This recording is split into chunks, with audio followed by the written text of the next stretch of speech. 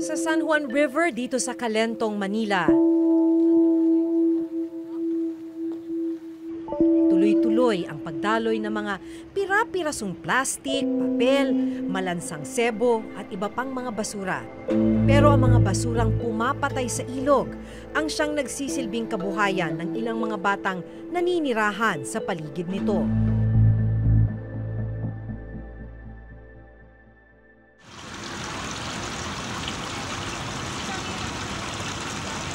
Isa sa kanila ang 14 na taong gulang na si Wendell. Bata pa lang daw siya nang matutong mamulot ng mga basura sa ilog.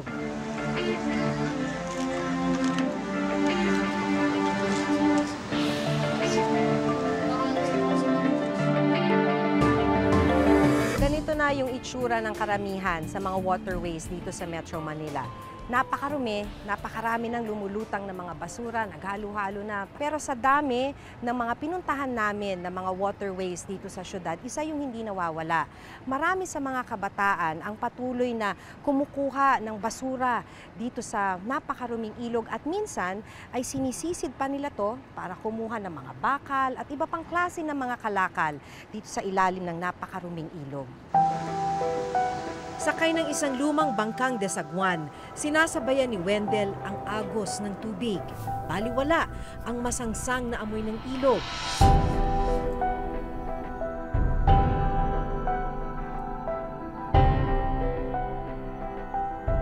Pag naaamoy mo na, tapos nakikita mo na yung basura, ano iniisip mo? Wala, iniisip ko pala yung sarili ko. Siyempre, paano ako makakain? Kung iisipin ko mo kahit mabaho pa yan. Madalas kasama ni Wendell sa pangangalakal ang kuya niyang si Warren. May mga pagkakataong kailangan nilang tumalon mula sa bangka at sumisid sa ilog para mas makarami ng kalakal.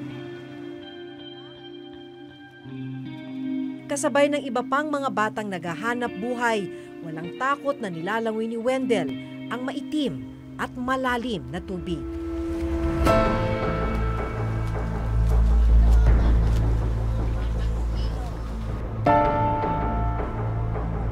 Mga patay na hayop at gamit na diapers ang ilan sa mga makikitang palutang-lutang sa ilog na ito. Kaya kung ano-anong sakit na raw ang napulot nila rito.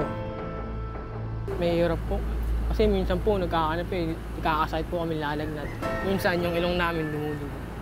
Sa sobrang sakit po. Malalim po, ilakpas po ng tao. Yung mga 3 tao po sa gilid. Pero sa gitna po malalim po yan. Pagkatapos ng isang araw ng pagsasagwan, paglangoy at pangangalakal, halos kalahating sako lang ang napuno ng magkakaibigan. Hindi pa ito sapat para makabili ng pagkain. Pwede nyo bang ibenta agad yan? Kasi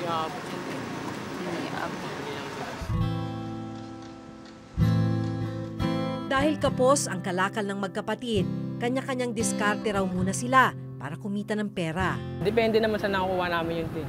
Kasi minsan, hindi rin kami nakakarami. Pag uwi namin, wala rin kami pangkain.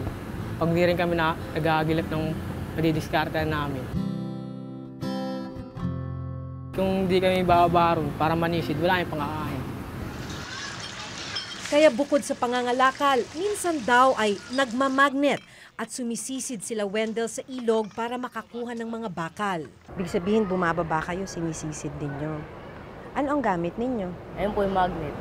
Ito yung magnet na ginagamit ninyo. So, paano nyo ginagawa?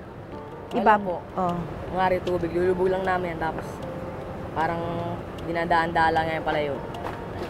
Na magnet lang kami. Titignan lang namin merong kumagat. Parang sinusuyod ninyo yung ilalim. Opo. Paano pagka may kumagat? Ano, binababa po namin. Ano itsura niya sa ilalim? Hindi naman po ako dumidilat sa ilalim. Paano mo makikita kung di ka dumidilat sa ilalim? Nakapaalam po ng kamay ko.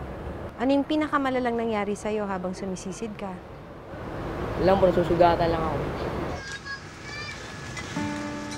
Sa kabila ng buong araw na pagbabanat ng buto ni Warren at Wendell, wala pa rin silang tinta. May hirap po. Nakakapagod nga rin po kasi pagka yung sasagawa ka, nakakano yung katawan mo. Minsan nalalamigan. Wala pong nag-aano sa'yo, naghihilo. Yung kumbaga mag-aasikaso sa'yo pag uwi. Grade 2 lang ang tinapos ni Wendell. Maging ang kanyang kuya na si Warren, tumigil na rin sa pag-aaral. Nag-aaral ka pa ba? Hindi na po. Ba't ka tumigil na aaral? Dahil po sa hirap po ng buhay. Wala Kasi kang na, balak bumalik sa eskwelahan. wala na po. May bago ng asawa ang kanilang nanay at ilang taon na ang nakararaan nang umalis sila ng bahay para magsarili. Inabot po ako ng rito, 13 years old. Bumalik ulit ako sa kanila. Padala-dala lang ako rito. Tapos napunta ako sa ate ko. Pero minsan daw ay binibisita nila Wendell at Warren ang kanilang nanay at mas batang mga kapatid. Itong lang po, last week lang po. Kumbaga parang nawalan sila ng trabaho na naman. Nag-aaway na naman. Umalis na naman po ako. Dahil walang maihahain sa hapag ngayong gabi, nagpa siyang magkapatid na umuwi sa kanilang ate na si Winnie. Dahil sa takot na malagay sa panganib ang mga kapatid na palaging nasa lansangan, kinupkup na ni Winnie noong nakaraang buwan sina Warren at Wendell. Nagsarili na po talaga sila ng buhay, hindi na po sila bumalik sa amin. Tapos hanggang sa kinupkup namin ulit ng nakapag-asawa ko, kinupkup namin ulit po ng asawa ko yan. Gustuhin man daw niyang tumayong magulang sa kanyang mga kapatid. Sa edad na 19 ay may sarili na ring pamilya si Winnie.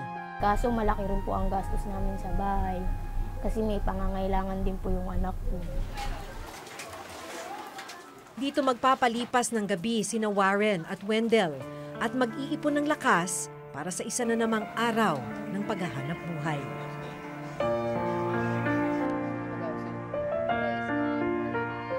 Kinabukasan, naghanda na ang magkapatid para muling mangalakal sa ilog.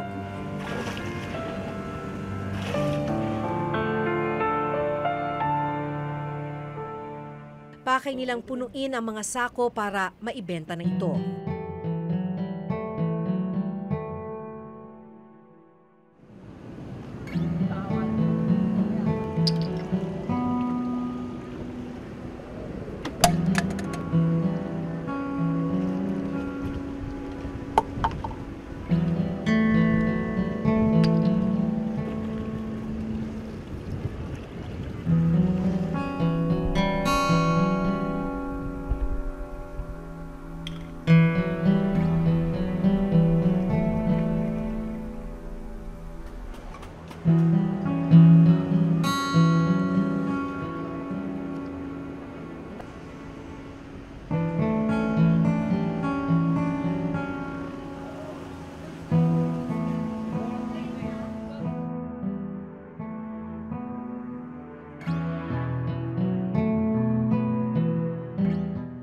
Ang kalakal na 2 araw na pinaghirapang ipunin ng magkapatid, dadalhin na sa junk shop para ibenta.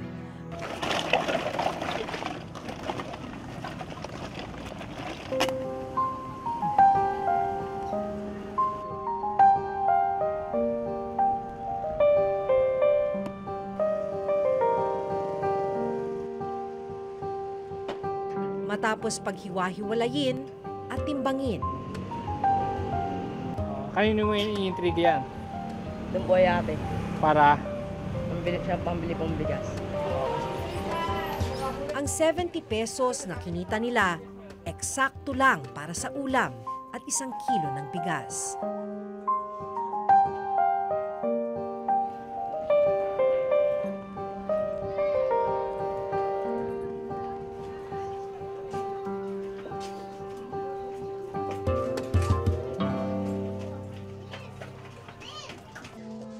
Tulad ng mga anak na sina Warren at Wendell, hindi rin nakapagtapos ng pag-aaral si Feli. Aminado siyang wala rin siyang kakayahan para ibigay ang kanilang pangangailangan. Parang sinisisi ko po sarili ko. Kasi po para pong walang kwenta kami magulang. Para sa kanila.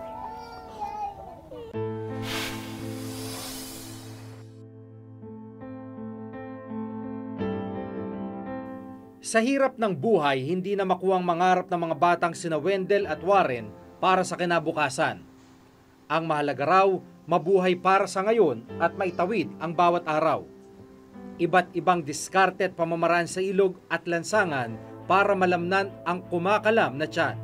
Bakit ka sumisisid? Bakit ka namamangka? Nagka-PR lang po ate. Pero nagtatampo ka ba sa mga magulang mo? Hindi po. Hindi ka nila naalagaan? May ganun ka bang tampo sa kanila? 13 taong gulang ang nanay ni Wendell na si Feli nang lumuwas ng Maynila.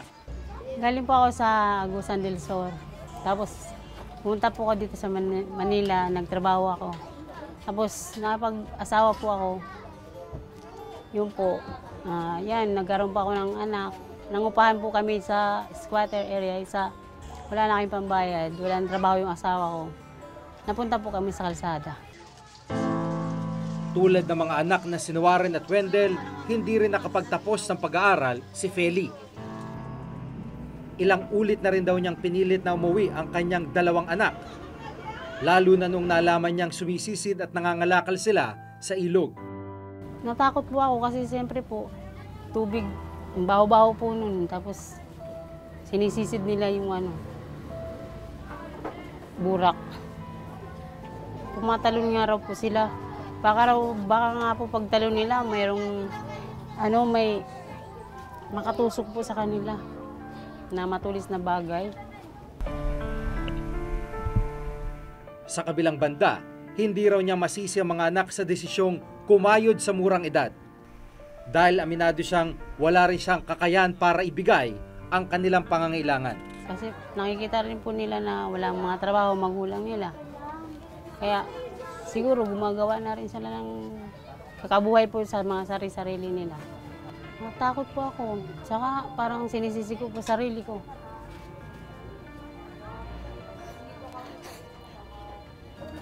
Kasi po para pong walang kwenta kami magulang.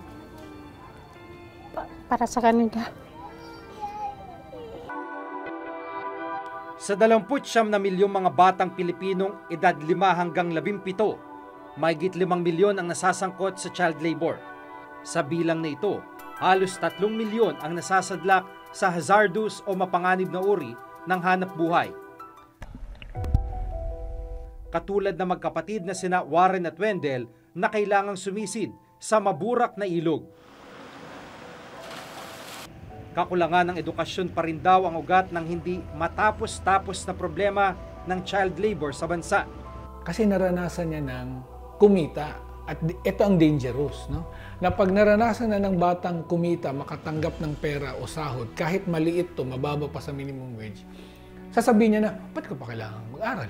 Madali lang palang kumita, no?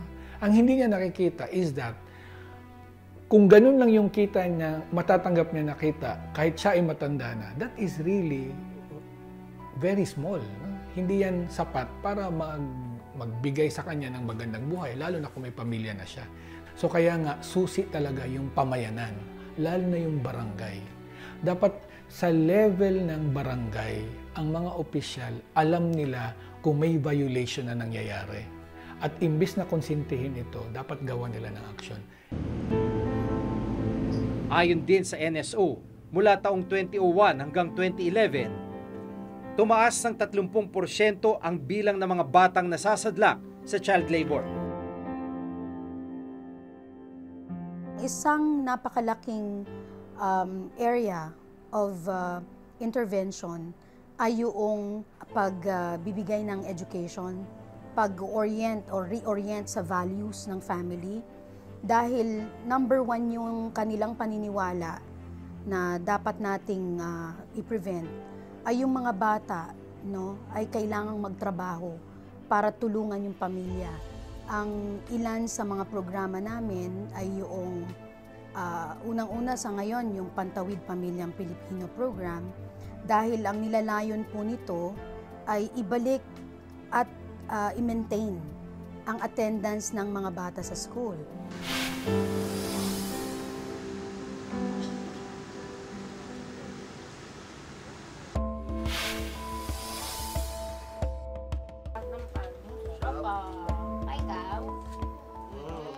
Dahil hindi nakapag-aral ang kanilang mga magulang at minana rin nila ito, ang mga batang biktima ng mapanganib na uri ng child labor tulad nina Wendell at Warren, tila nilamon na ng hindi matapos-tapos na siklo ng kahirapan. Isang paikot-ikot na realidad na nagsisimula sa mga magulang at ipinagpapatuloy ng kanilang mga anak. yun pa ring resistance ng magulang na tanggapin na ang bata ay pwede mong katuwang, no, sa trabaho o bigyan mo ng tasks, pero yung borderline kung saan abusive na yung trabaho, challenge yun na i-educate, no? So kailangan i-reach out pa natin yung maraming parents. Lalo na sa kasong ito, no? It's clearly because yung magulang, yung si tatay at nanay, ay walang maayos na hanap buhay, no? Very contractual, depende kung may trabaho o wala. Ang buhay ng pamilya ay characterized by poverty. Kung ganon, hirap na hirap sila, no, to meet basic needs. So kailangan tumulong ng mga anak. So ang sa ganong sitwasyon, ang tingin ng magulang at ng mismo ng mga anak mismo sa sarili nila ay yung mga human resources, no, na tutulong para lumaki yung pagkabuoang kita ng pamilya. Ang masaklap, naisin man ng kanilang ina na mapag-aral sina Warren at Wendell. Tila nakagapos din ang kanyang mga kamay sa kawalan ng pantustos dito. Wala pong pagpaaral sa kanila. Hirap na hirap po talaga.